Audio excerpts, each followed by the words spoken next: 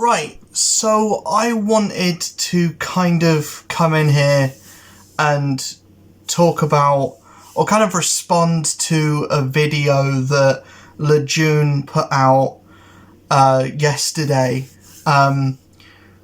which was basically saying that the superhero gaming community is basic. Or like, and the points that he made, I agree with some. I agree with him saying that Avengers was the perfect formula for in theory, not in practice. In theory, it's the perfect formula for how to do a superhero live service game. And you add in that a perfect superhero live service game already came out, called Marvel Heroes, that was shut down a few years ago. And I count Marvel Heroes as a live service game. It had consistent updates, raids, stuff like that. It was an ever growing, massively multiplayer RPG Diablo-like thing. And yeah, I never played Marvel Heroes, but the discourse around that is mostly positive. The discourse around Avengers is mostly negative, and I feel like the thing with Avengers is not the main point that he makes is that a lot of people are in the superhero gaming space are saying that the downfall of Gotham Knights, the downfall of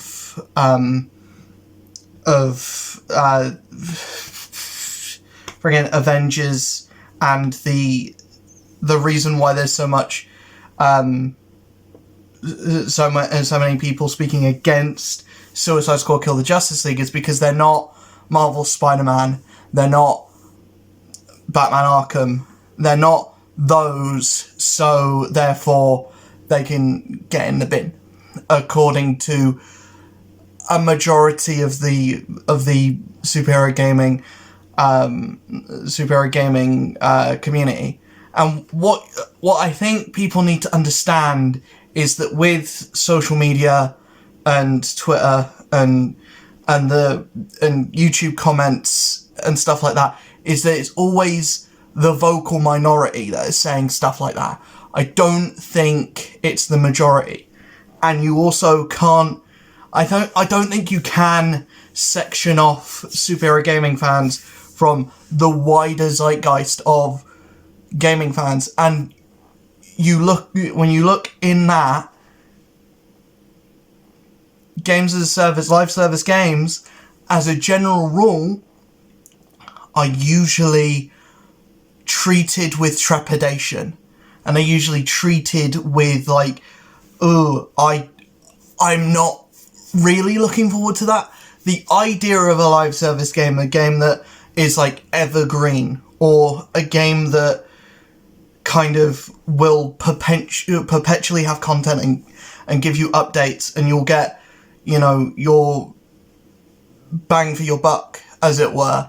Kind of the way that it should work is almost the perfect game in a way. We've seen games work with that, like Fortnite. As much as people want to joke about it, Fortnite's done really well for it to still be thriving at the moment after a very long lifespan, and for it to still be alive and have people playing it is a testament to the quality of the game, I think. And as much as people say, I don't really like Fortnite, enough people do for it to still be a thing. And I think the issues with Avengers weren't... The issue with Avengers was the live service aspect of it, because there wasn't enough. There wasn't enough to begin with. There wasn't enough being put in with the content updates, even when they were doing operations and expansions. There wasn't enough content coming in. Games like Destiny get it right, because with adding a price tag to content, you're then as a developer giving yourself a task of, I need to make this content worth the price of admission. With having free updates, you're always going to have that setback, or you're going to have that excuse of, it's free, you can't really complain.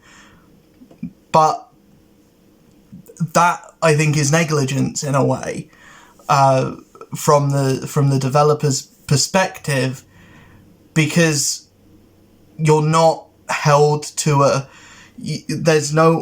no one can say, I paid money for this, it's not good enough. There's always like, you're not paying for it. As much as that argument is not valid in any way, a developer will use invalid arguments to get out of situations whenever they can. With Suicide Squad Kill the Justice League, I think the problems behind that is Avengers being a failure of a live service is minimal to it, because let's think of it this way: the people that were excited and that were playing Avengers, only a small minority of them are actually even thinking about Suicide Squad Kill the Justice League. It's a completely different player base, because you've got Marvel fans, DC fans, a lot of them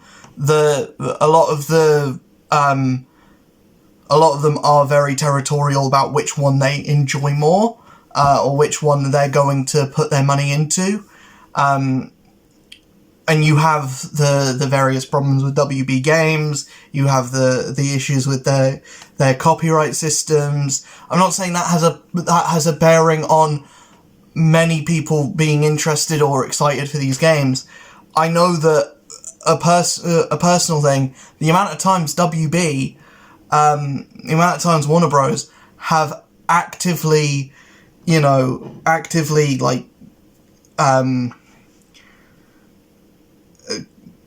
claimed videos that I've put up for very for no reason at all, is pretty much whenever I talk about a Warner Bros. Thing. That's why I don't talk about multiverses that much. I do have things to say about multiverses, but especially the current situation that it's in, but that's neither here nor there. The big reason why people aren't interested in Suicide Squad Kill the Justice League, and why we're seeing now that they've basically delayed the game inevitably, or not inevitably, but they've delayed the game basically so that it doesn't actually have a date that will come out. They've delayed the game with no date that it's been delayed to. So basically, it could be next year, it could be even further in the future, it could be canned entirely. I hope that it is, because it doesn't look good.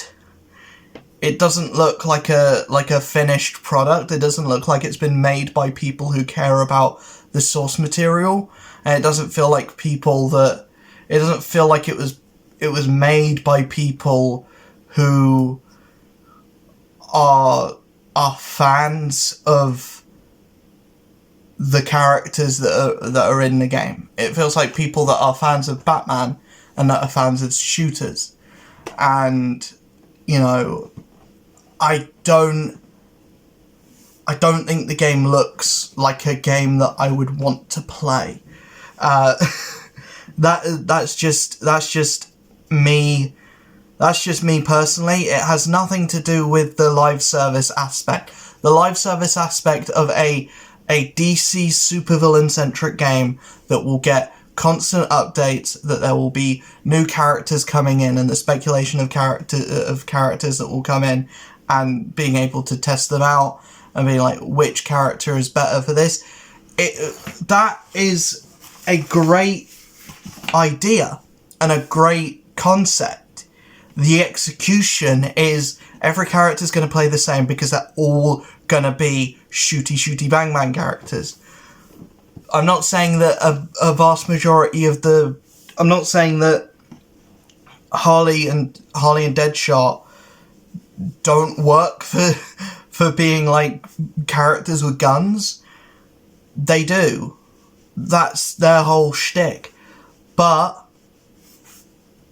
King Shark, Captain Boomerang, you fucking took away his boomerang and you replaced it with an assault rifle? What were you thinking? What were you thinking with that? Like, I don't think anyone really...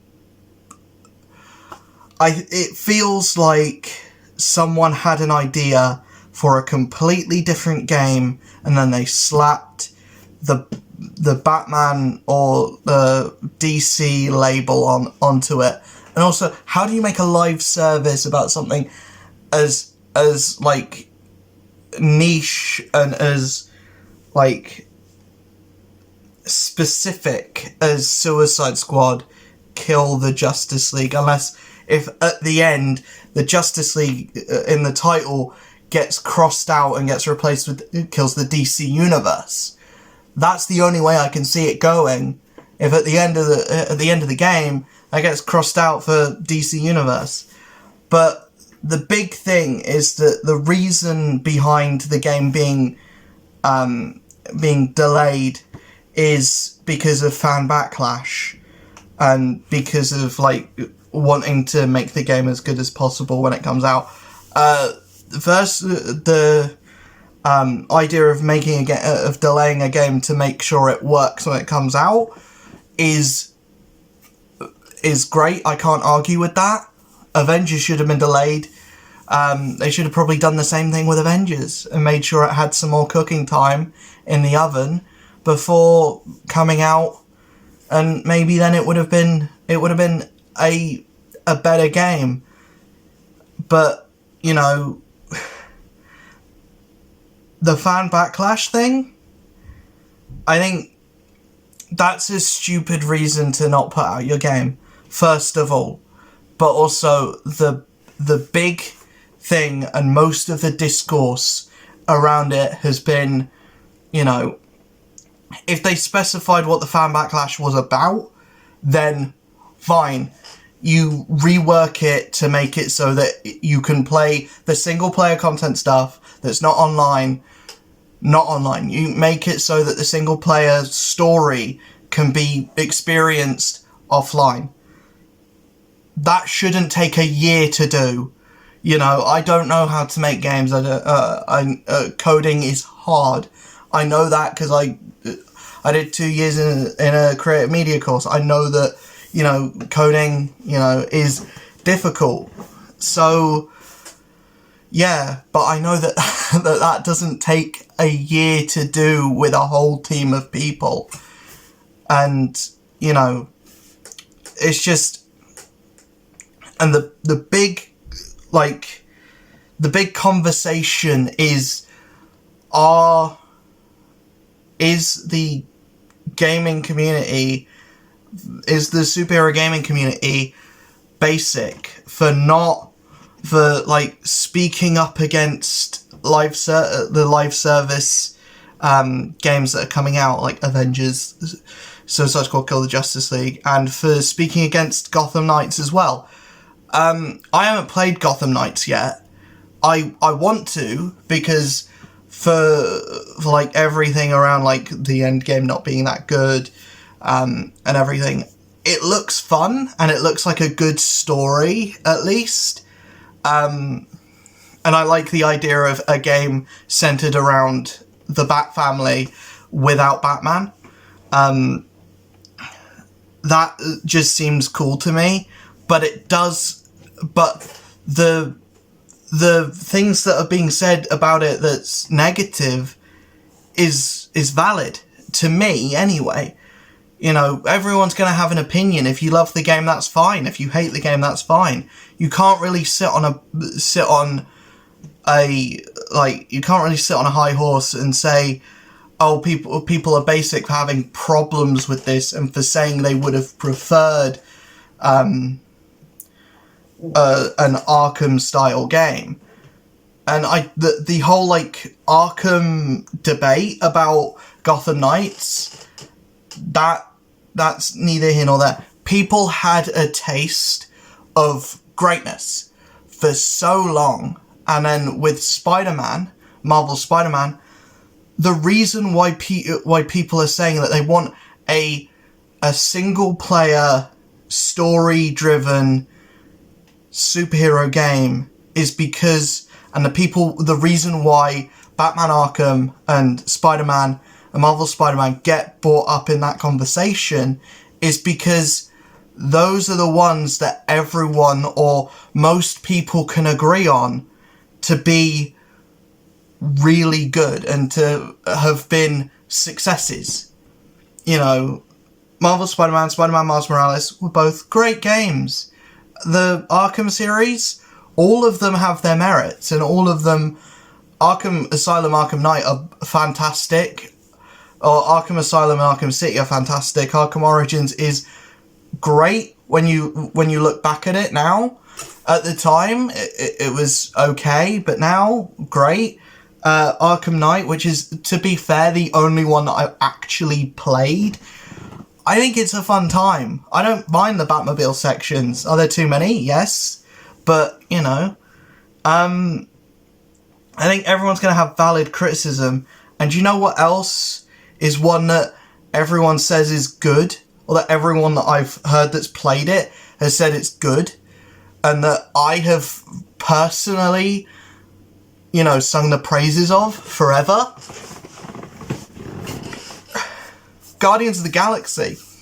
That one seems to be one that keeps getting forgotten about in conversation. But it's one that's, if you ask anyone that's played the Guardians game, what did they think of it? The answer would probably be, yeah, I loved it. It's probably the best version of the Guardians. You know, it takes what works from the movie, it takes what works from the comics, and it blends them and makes something really special. It's just something that wasn't played by a lot of people because it had the Square name attached to it, and people thought that it was going to be Avengers version 2, when it wasn't. It was amazing, and more people should play it, especially now. Yeah, it was bugged when it came out, and especially the PS4 version. The scan didn't work for about a month, but you know, playing it now, it's a perfect game. The only issue is that you only play as Star-Lord, but that's not really neither here nor there from how it works in, how it ties in like teamwork and everything with the game. It's kind of, if I could compare it to anything, it's like Mass Effect Light. It's like a light version of Mass Effect, which is exactly what a Guardians game should be. And that's exactly like my point, is that the reason why you keep hearing there should be more single player story driven games based on superheroes, or the superhero genre of game should be single player story driven, is because those work, and it's because all of those ones recently have been good. and it's because the live service stuff, the live service model, doesn't work. But I have a caveat to that, and that is the one way that you make a live service superhero game work is you go back to two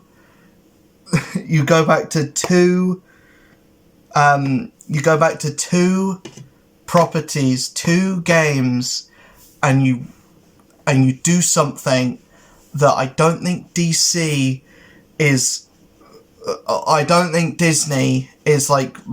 it's likely to do, but we are getting a remaster to Knights of the Old Republic, so I think we may possibly see a remaster or remake of Marvel Ultimate Alliance, and if we get that, Marvel Ultimate Alliance 2, and hopefully a version of Marvel Ultimate Alliance 3 that is not Switch exclusive.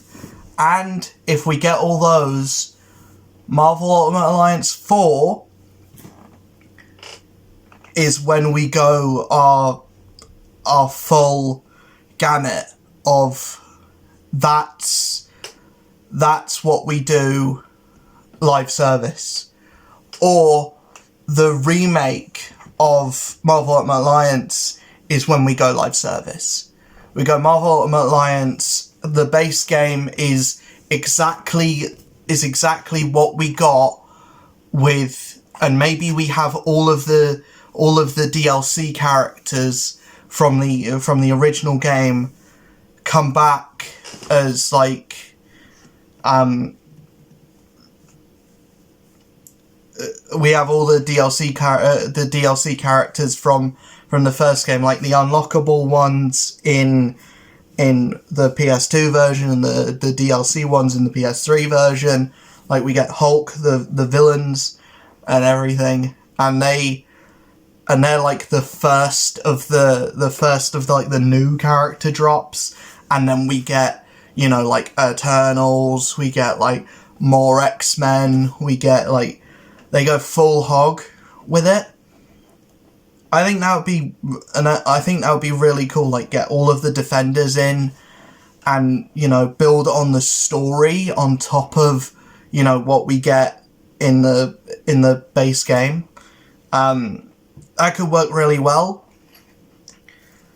Or you know, just like have like what they did with Mass Effect, where you've got the legacy or legendary edition, and you could call it like the Marvel Ultimate Alliance Marvelous Edition, where it's like an updated version of all three games, where they have like the same or similar art style, and they kind of rework Marvel Ultimate Alliance 3 to kind of work in the same way, or the art style for Marvel Ultimate Alliance 3 is what they go with going forward, which I don't mind, actually, because that game kind of looks more...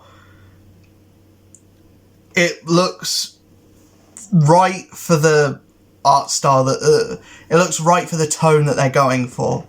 But then Marvel Alliance 3 can probably be or Marvel Ultimate Alliance 4 can be a completely different thing. Or can go whole hog and have like 100 characters, 200 characters, can be whatever they want it to be.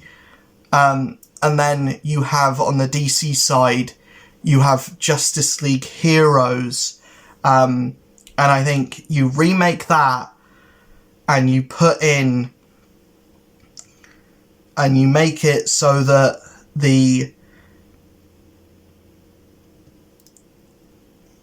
and then you do a sequel to that's live service, or you remake Justice League Heroes as a live service.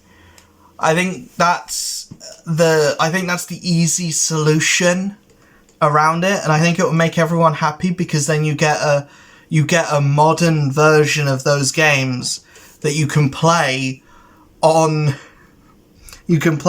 like modern tech. You get like a PS5 version of Marvel Ultimate Alliance. How can you argue with that? You know, one of the pinnacle of superhero games, the pinnacle of Marvel games, Marvel Ultimate Alliance 1, and you get to play that on a PS5? Mate, I'm never leaving the house again. If we get that. Jesus. But yeah, I just think that's the way to go going forward. All these, like, Suicide Squad, Kill the Justice League, Marvel's Avengers kind of thing, you know, they obviously didn't work. Suicide Squad, Kill the Justice League looks like it has no soul whatsoever. It looks soulless. You know, it doesn't have an identity. The story, the characterization of the characters, you know, everything around it looks great. You know, Amanda Waller being played by the same person who played Sia in Star Wars Jedi Fallen Order. Perfect choice. Whoever made that decision needs a pay rise now. But everything else, gameplay-wise, just looks like a mess. It just looks like a mess. And I would hate to see what a boss fight looks like in that game. Because, oh my god, it looks so just like a mess. It just, oh. But anyways, if you agree with what I said in this video, that, yeah, I don't, maybe, I don't agree that the superhero gaming community is basic. I don't. I wholeheartedly don't. And the people that are saying that, you know, every game should look like Batman Arkham Asylum, every game should look like Marvel's Spider-Man, those people are insane. And, you know, you can't have a Hulk game come out and look like that. You can't have a Thor game come out and look like that. The fact that there is no Thor game coming out anytime soon, you know, baffles me. You know, but I think the live service model, if you're going to do it, you need to have an idea and you need to have a game come out that is a game. You need to have something that is complete for the people that don't want to buy into this.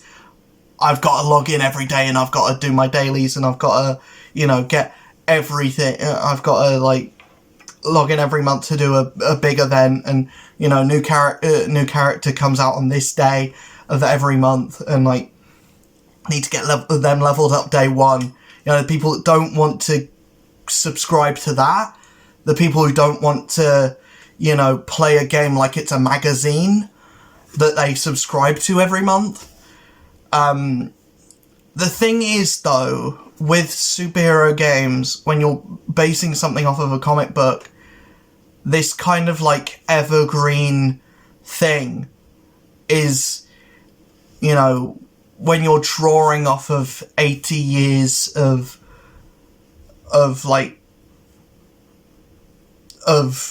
fiction, basically, you think that's the perfect way to go, but they haven't shown that, but neither studio has shown that they know what to do with that. It's only really been Marvel Heroes and DC Universe Online that's kind of worked in that way. And Marvel Heroes was basically just an MMOification of Marvel Ultimate Alliance. So just do that again. You know, Marvel Ultimate Alliance, I've been screaming for a way to play it on PS4 or PS5 for forever. And now that we're getting to the point where games aren't coming out on PS4 anymore, I'm screaming even more so for a remaster, remake of if only Marvel Ultimate Alliance 1. But if that sells well, then inevitably Marvel Ultimate Alliance 2, and then hopefully a version of Ultimate Alliance 3 that we can play on every console. Because the fact that that's locked on Switch makes absolutely no sense. What is there on the Switch that is the reason why that game's locked on there? And it's so stupid. But anyways, I will see you guys in the next video. This video went a lot longer than I thought it would, especially since Lejeune's video was like 3 minutes, and this video's 30. But I'm also giving a direction for where superhero games should go, and I'm giving an idea for what I think would be good, instead of just saying, oh yeah, the superhero gaming community is basic, because everyone wants just these 2 games and only these 2 games, when that's not the case.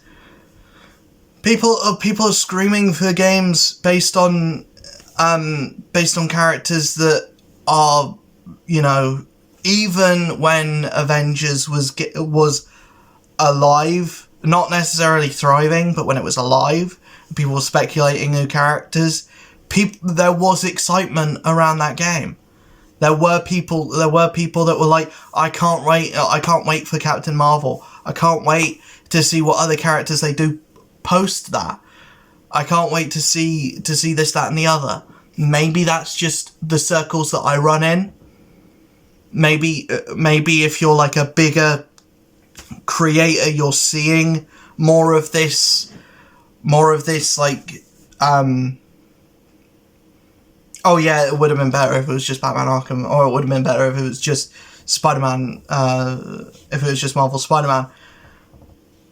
But I still think the bigger a creator you get, the bigger the vocal minority gets as well.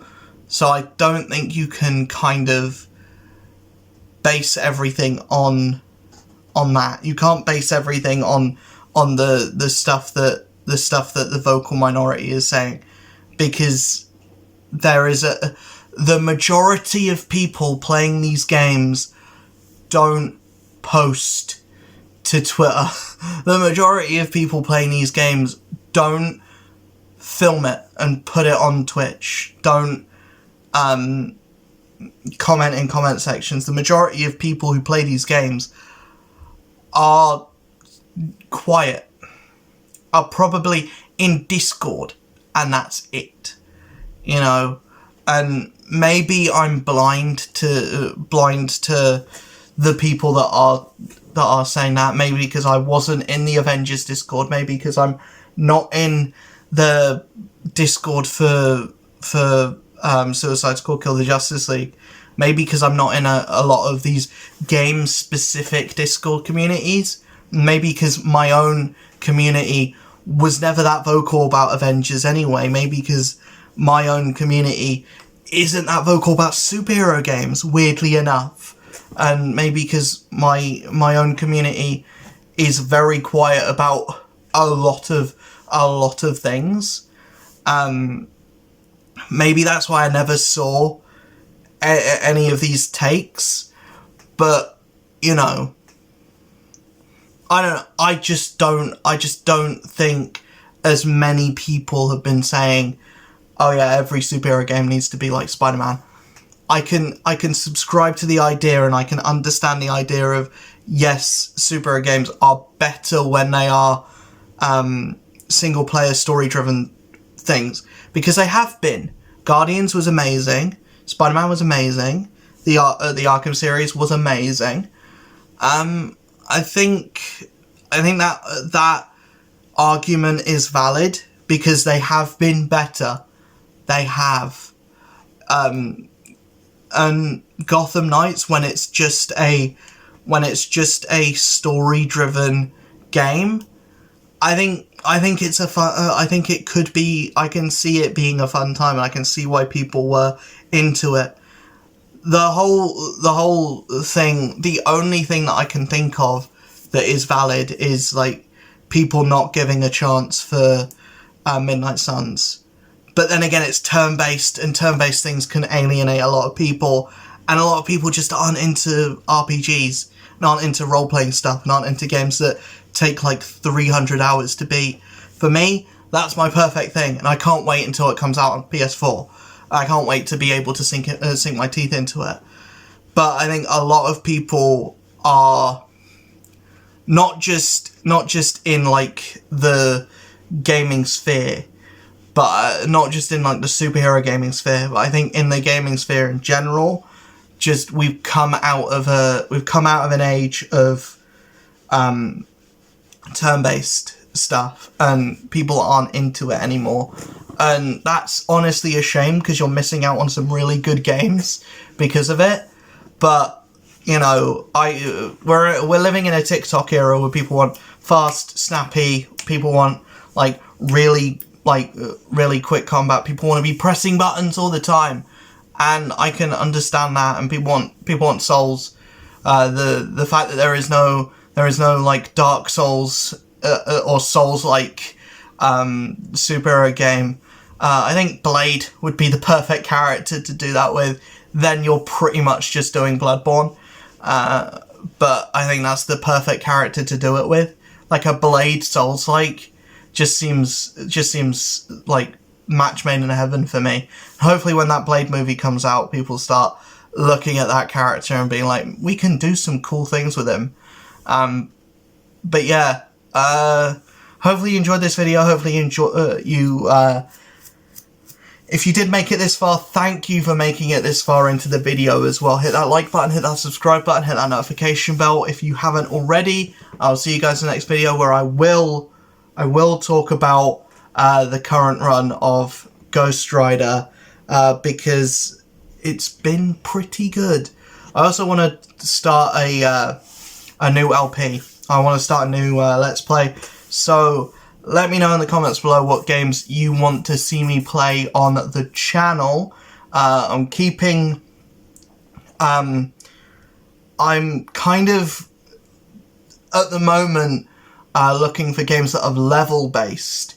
So, like, stuff that is like the Cobra Kai game that I did play.